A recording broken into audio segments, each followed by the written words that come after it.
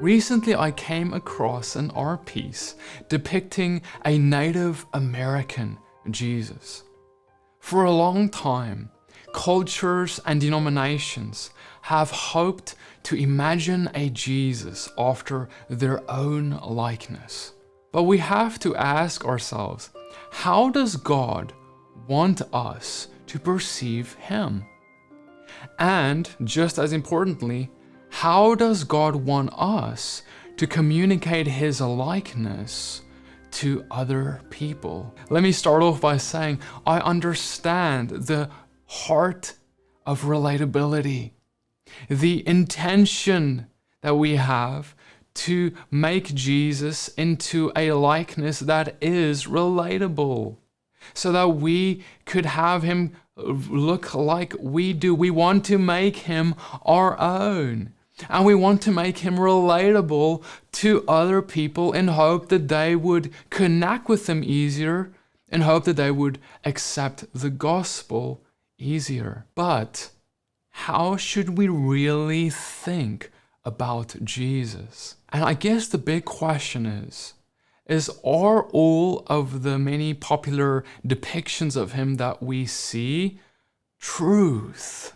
Because ultimately we ought to seek and proclaim the truth. The truth is that Jesus was born a Jew, lived a Jew, and died as a Jew from Galilee. I want you to imagine this for a moment.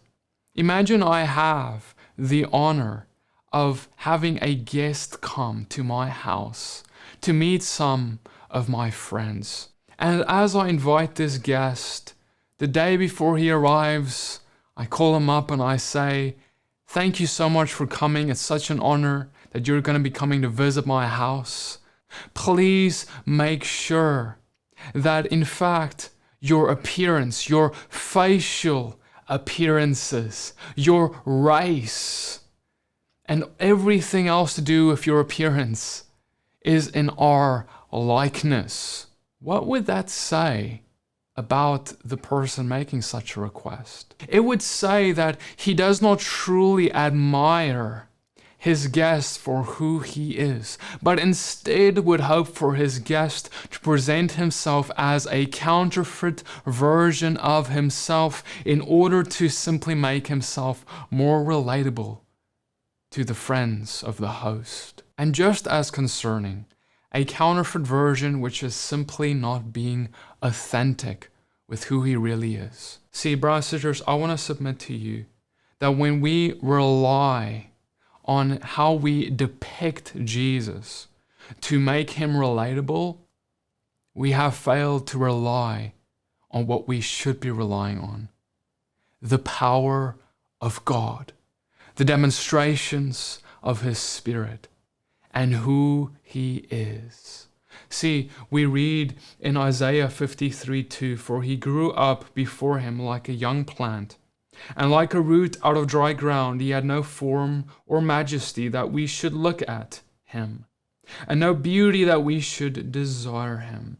We follow Him not for what He looked like, but for what He has done. And He does expect us to accept Him for who He is, not to change Him into a Catholic or a Baptist or a charismatic or a black or a white or an Indian or a Native American version of Himself, but instead to accept Him for who He is: a Jewish, Middle Eastern Messiah who has come for the Jew first, but then for the Gentiles and all of the rest of the world. Here is the true problem with changing His likeness. First, we want to change His appearance to make Him relatable.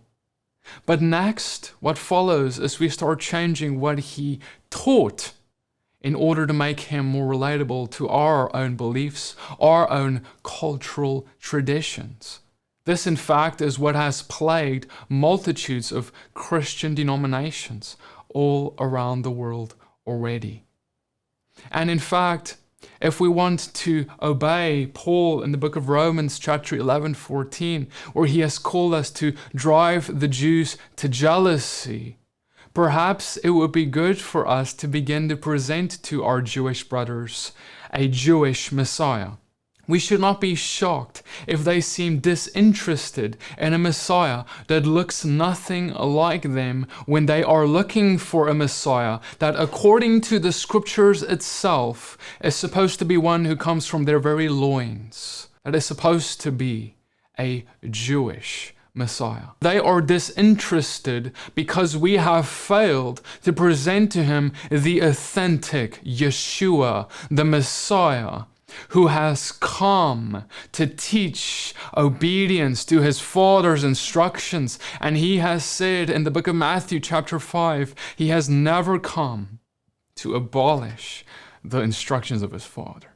He has come to teach them. And anyone who teaches, they're abolished. Even the least of those commandments are abolished. That man will be called least in the kingdom of heaven. That is what the Yeshua, the Messiah, the Jewish Messiah who has truly come and truly died and has truly been resurrected, that is what he has taught. And if we continue to teach a different Messiah, we will fail the Great Commission, because he's not only called us to proclaim him to the world, but to teach what he has commanded us, not what our tradition has commanded us.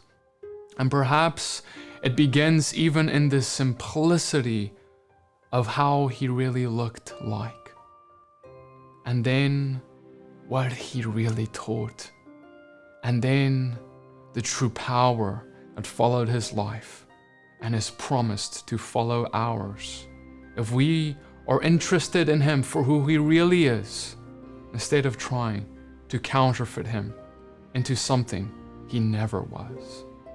Who will you choose to serve this day? And who will you choose to proclaim? Will you accept our Father and the Messiah and the Holy Spirit for who he proclaims he is, the one true God of Israel? I hope that this teaching has blessed you. I want to say a special thank you to our partners who have made this and every other teaching this month possible. Many blessings and shalom to you.